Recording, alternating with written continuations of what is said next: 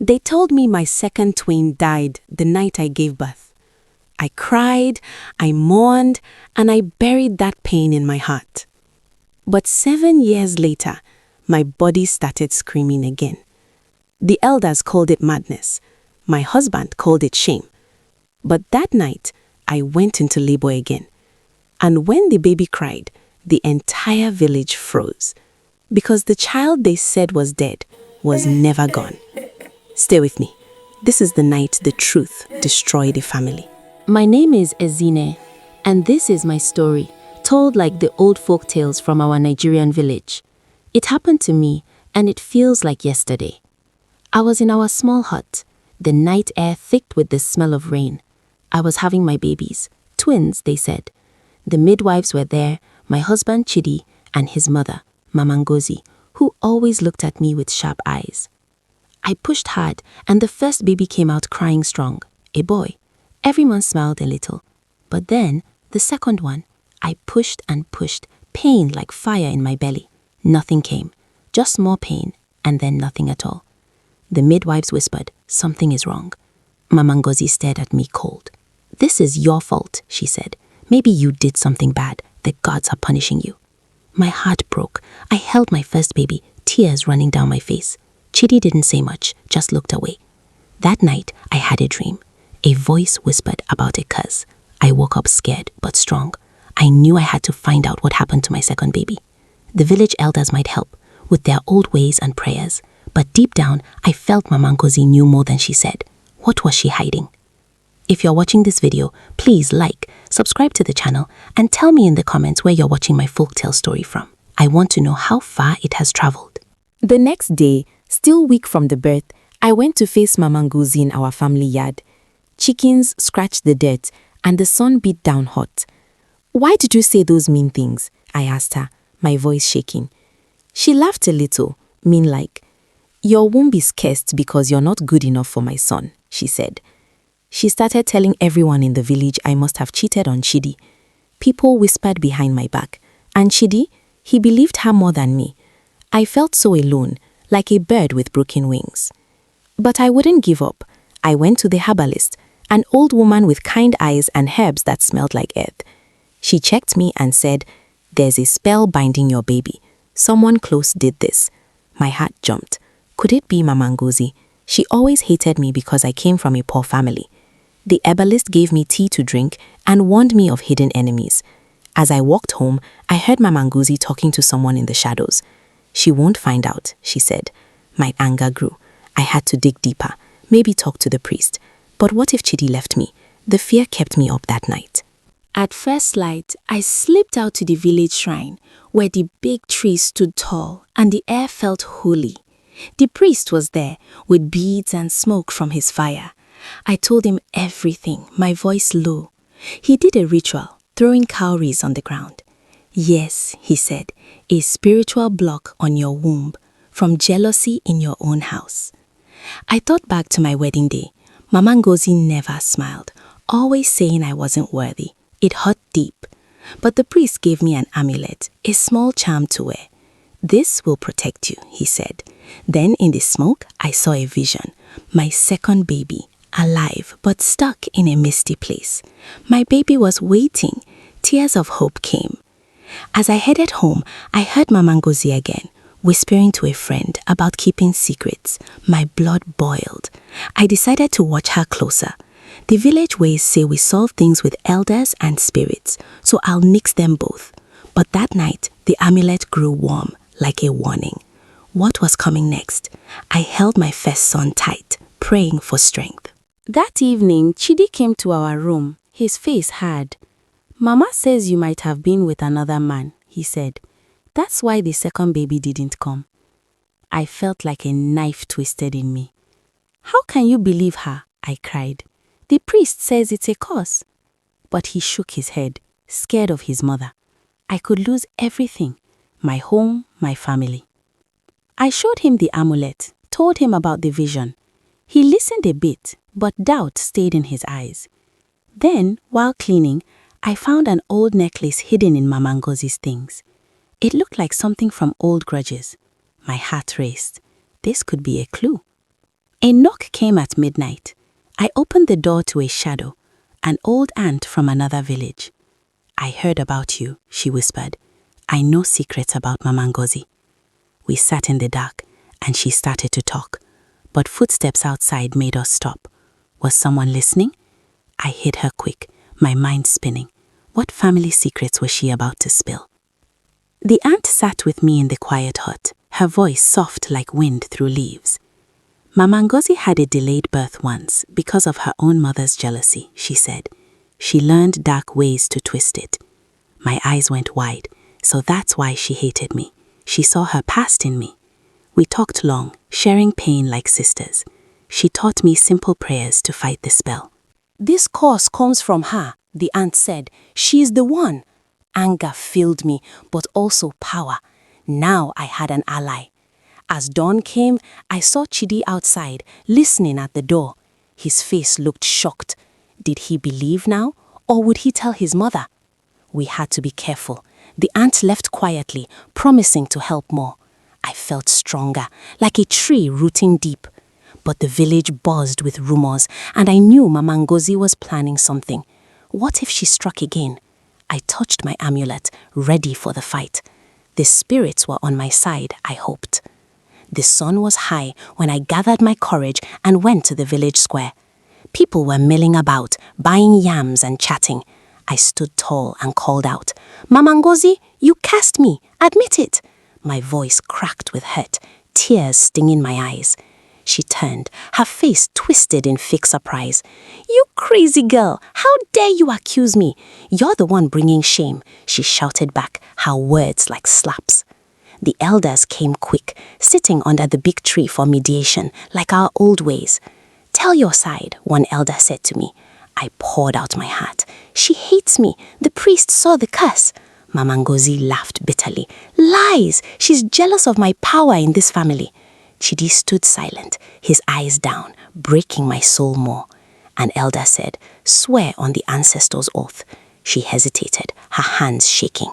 But then thunder boomed and rain poured down hard. We ran for cover, but I felt a strange kick in my belly. After all these years, "My baby," I whispered, hope and fear mixing. The storm felt like the spirits angry. What would happen when it cleared? Time flew by, 7 long years of whispers and lonely nights. My first son grew tall, but my heart ached for the second. Then the pains started again, sharp like knives twisting. "Ah!" I cried one night, doubling over. I ran to the herbalist. "The twin is fighting the curse," she said softly, her eyes wide. "It's waking up." I felt rage bubble up. "Why me? Why did she do this?" I sobbed to her. She hugged me. "Train with the priest. Learn the spirit's ways." So I did, secretly chanting prayers under the moon, feeling stronger each day. One evening, I found a letter from Chidi hidden in our hut. "I'm sorry, Ezine. I miss us," it said. My tears fell, hope. But as I went to find him, I saw him in the shadows with a woman, laughing. "Who's she?" I whispered to myself, heart shattering. Mama Ngozi's voice echoed, "Adaku will be a better wife." Betrayal burned hot. I had to stop this. But the pains grew worse, like the baby calling. What if it came now? Adaku strutted into our yard like she owned it, her wrappers bright and her smile fake. Mama Ngozi beamed beside her. "See, Ezine, this is a real woman who can give babies." Mama Ngozi sneered. Adaku laughed. "Yes, poor you, your womb is empty." My face burned with shame and fury. "How dare you mock me?" I shouted, voice trembling. "I know your secret. You can't have babies either."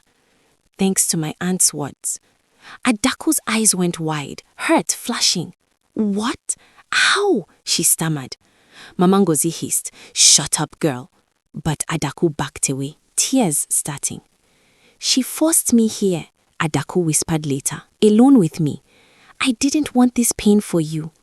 Her words hit deep. We both cried, sharing our hurts. "Let's fight her together," I said, hugging her. She nodded, strength in her eyes. But as we planned, I wondered if she was true. The village watched us now. What web was Mama Ngozi spinning next? My belly ached again, a sign. Adaku and I met in the forest at dusk, leaves crunching under our feet. Mama Ngozi hurts me too, Adaku said, voice breaking. She promised money, but it's all lies. I nodded, tears hot. She's like a snake in our home, I replied. We shared stories, our pains weaving us close like sisters. Then we found old marks on a tree, proof she'd seen a dibia, a witch doctor. She paid him to curse you, Adaku gasped. Anger surged. We stop her now, I said. We did our first ritual, holding hands, chanting soft prayers to the spirits. Wind picked up, and in my dream that night, my second baby called, "Mama, help me!" Joy and fear mixed. But as we finished, Chidi stepped out from the bushes. "What are you doing?" he demanded, eyes shocked. "Ezine, is this witchcraft?" I froze, heart pounding. "No, it's truth," I cried. Would he join us or betray? The moon watched silent. Chidi stared at us, face pale in the moonlight. "I've been a fool," he said, voice cracking. "Mama's letters, they were fakes, saying you cheated." Tears rolled down his cheeks. "Forgive me, Ezine. I love you." My heart melted and hurt at once. "How could you doubt me?" I sobbed, but pulled him close. "We fight together now." Adaku nodded, relieved. He showed us the forged papers. "Burn them," I urged. In the yard under stars, he lit them up. Flames danced as Mama Ngozi rushed out. "What have you done, my son?" she wailed, grabbing him. "You're ruining us." "You're ruined us," Chidi shouted back, strong for once. "Your jealousy cursed our family." She fell to her knees, but rage twisted her face. "I'll call the council, disown you all," she threatened, voice venomous. Fear gripped me. What if we lost everything? But unity felt powerful. The elders would decide soon. My pains whispered again, urgent. The council met under the old baobab tree, elders in their white robes, faces serious. Mama Ngozi stood proud, pointing at me. "This woman brings witchcraft to our home," she yelled, her voice dripping hate. "She's the curse, not me." My chest tightened. "No," I cried back, tears streaming. "You did this to my baby out of jealousy. The priest saw it." Chidi stepped forward, voice shaky but firm. "Mother, stop lying. We've seen the proof." The elders nodded, one saying, "We'll test the truth with spirits." They lit incense, and we all swore oaths. Mama Ngozi's hand trembled as she spoke hers. I did nothing," she stammered, but her eyes flickered with fear. The amulet on my neck burned hot, like it knew her lie. Suddenly, a wind whipped up, and an elder gasped. The spirit showed cracks in her words. Relief washed over me, but pain hit my belly hard. Contractions. "Ah, it's coming," I whispered, clutching Chidi. The priest warned, "There's one last barrier." What more did she hide? The meeting broke, but my heart raced. Nights blurred into visions that haunted me.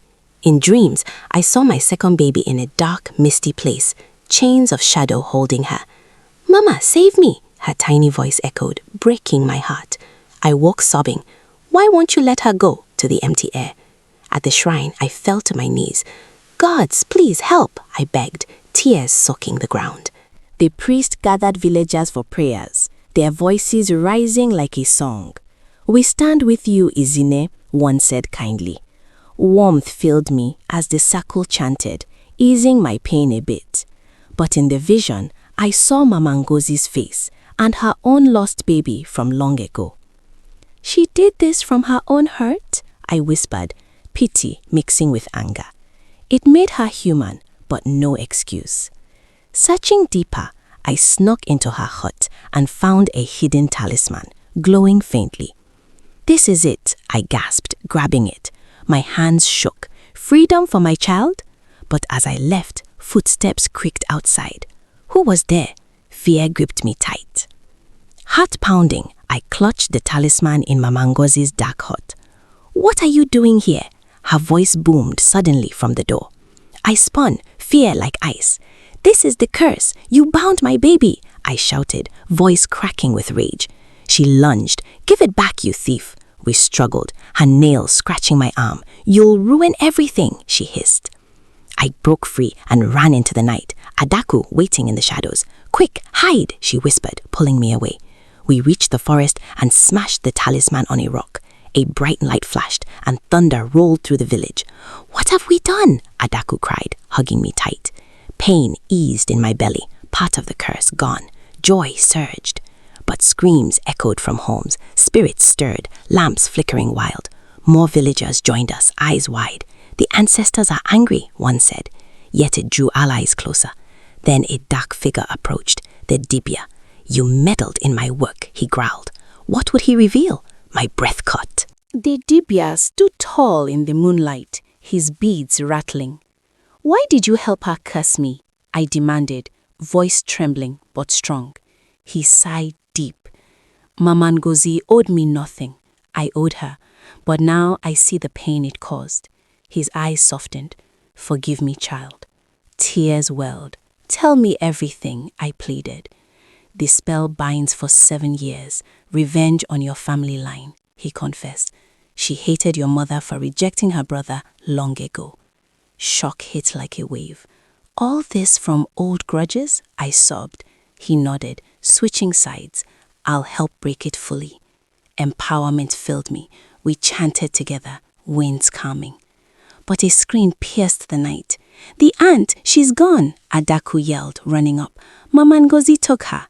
My heart sank. "No, we have to save her," I cried. The Dibia warned, "It's a trap." Fear and fury mixed. What if we failed? We had to go now. We crept to the Dibia's old lair, shadows dancing like ghosts. "Auntie," I called softly, heart aching. Inside, illusions swirled, snakes and fires that weren't real. "It's tricks," Chidi shouted, grabbing my hand. "Stay strong," Adaku screamed, as a vision of Mama Ngozi laughed. "You'll never win." My amulet glowed, burning the illusions away. "There," I pointed, Auntie tied in the corner. "Ezine, help," she cried weakly. We untied her, hugs full of tears. "Thank you," she whispered, voice breaking. "Now I can tell the full truth." Outside, she revealed, "Your mother rejected Mama Ngozi's son because he was cruel. That's her grudge." Anger boiled. "How could she punish me for that?" I sobbed. Auntie held me. Jealousy twists hearts. We escaped safe, bonds stronger. But as we rested, my pains sharpened. "The baby's fighting harder," I gasped. What final test awaited? Back home, with everyone gathered, I faced Mama Ngozi, my voice steady but heart pounding. "Why? Because my mother said no to your son years ago?" I demanded, tears of betrayal hot on my cheeks. She glared, but her shoulders slumped. "You don't understand," she muttered, voice cracking. "He was good. Your mother broke our family." Chidi shook his head. "Mother, that's no reason to curse our child," he shouted, pain in his eyes. Adaku added, "You've hurt us all." Mama Ngozi broke then, sobbing. I thought it would make things right. The curse was to protect my honor." Lies mixed with truth, but I saw her hurt. "I forgive you a little," I said softly, for peace's sake, "but the village must know." We hugged awkwardly, tension thick, but secretly, I planned to tell the elders everything. As night fell, my belly twisted sharp. "Ow, the pains," I cried, falling to my knees. Chidi held me. "It's time." Hope surged, but fear too. What if the curse lingered? The midwife was called. If you're watching this video, please like, subscribe to the channel, and tell me in the comments where you're watching my folktale story from. I want to know how far it has traveled. 7 years after that first night, labor hit me hard in our hut. "Push, Ezine," the midwife urged, sweat on her brow. Pain ripped through me like thunder. "I can't, it hurts so much," I screamed, clutching Chidi's hand. He whispered, "You're strong, my love. The baby needs you." Villagers crowded outside, praying. Then shadows danced on the walls. Spirits! "What's happening?" Adaku gasped, eyes wide. The priest rushed in. "The curse fights back," he said, starting chants. "Gods, release this child," I begged through tears. Incense smoke filled the air, mixing old ways with holy words. Suddenly, Mama Ngozi burst in, face wild. "Stop! I can fix it," she yelled, but her hands glowed dark. No more, I shouted back, anger giving me power. You've done enough harm. She chanted against us, voice desperate. The room shook. Would we win? My screams echoed as the baby pushed harder. The hut turned into a battlefield of spirits. The priest's voice boomed. Ancestors, break this evil, countering Mama Ngozi's dark chants. You can't take my power, she wailed, tears streaming, her face twisted in pain. This is from my own loss, my baby, gone long ago. Her words hit me. You suffer too? I gasped between pains, pity sneaking in. But rage won. That doesn't make it right, Chidi yelled, holding me tight. The dibia joined, his beads rattling. Enough, old friend, let go, he pleaded with her. Elders burst in, circling us. Community stands together, one shouted, their prayers loud. The air crackled, shadows fading. Mama Ngozi collapsed, sobbing. I'm sorry, it's too late for me. Her spell weakened. Relief washed over, but my body screamed. Push now, the midwife cried. The fight turned in our favor, hearts united. But would the baby come safe? With one final push, amid cheers and prayers, my second twin slid out. A girl, crying loud and healthy. She's here, I sobbed, joy exploding in my chest. Chidi kissed my forehead. Our family is whole, he whispered, tears shining. The village erupted in songs, but I saw a mark on her tiny arm, like the talisman's glow. What's this? I asked the priest softly. He nodded. A sign of the curse's echo, but she's free. Mama Ngozi stared from the corner, broken. Forgive me, she murmured, voice weak. I held my babies close, empowerment surging. We've triumphed, I said to Adaku, who hugged me tight, because of us all. The room filled with light, spirits at peace. But whispers started, with lingering effects. My heart swelled with love, yet caution remained. The mark hinted at more. Days after the birth, the village buzzed with talk. In the square, elders pointed at Mama Ngozi. You cursed this family, one accused, voice stern. She bowed her head. I was wrong. Jealousy blinded me, she admitted, tears falling. Evidence piled up, the dibia's words, the talisman pieces. What do you say? An elder asked me. I want justice, but with heart, I replied, holding my twins. They decided exile, but with time to make amends. Go, but pay back in kindness, they said. Satisfaction filled me. No cruelty, just firm end. Chidi squeezed my hand. We're free. But then he found a hidden letter in her things. An accomplice, he gasped, showing me. Adaku's brother? Shock hit. He helped her? I whispered, anger rising again. Who else was involved? We had to find out quick. We huddled in the hut, staring at the letter. Adaku's brother? He helped Mama Ngozi? Chidi whispered, voice shaking with disbelief. Adaku gasped, tears springing. No, my brother wouldn't. But he owed money. She must have forced him. Her words broke, sobs following. I pulled her close. We find him now, I said firmly, my own heart racing with fresh anger. Confess everything. We tracked him to the edge of the village, under a mango tree. He looked guilty, head down. Yes, I helped her with the spell, he admitted, voice trembling. She threatened my family. I'm so sorry. Tears streamed as he knelt. Forgive me, please. Pity and fury warred in me. Your actions hurt my child for years, I cried. But his full story of debts and fear softened us. Make it right, Chidi demanded. He nodded, promising to testify. Relief came, but tension lingered. Mama Ngozi might run, he warned. We rushed back, alarms ringing in the village. Drums beat for a chase. Would we catch her in time? The village came alive with shouts as we pursued Mama Ngozi toward the border path, lanterns flickering in the dark. Stop her, an elder yelled, feet pounding dirt. We found her hiding behind rocks, breathless. Why run, mother? Chidi called, voice cracking with hurt. She turned, eyes wild. You all hate me now. I only wanted respect, she sobbed, falling to her knees. Villagers circled, stern but fair. You've caused enough pain, I said, tears in my eyes. But we won't be cruel. She looked up, broken. Mercy, please. I was wrong. Jealousy ate my soul. Her plea touched hearts. Even I felt sorrow for her twisted path. The elders decided, restitution, not hate. Help the community heal. We brought her back gently, her head bowed. I'll make amends, she whispered, voice small.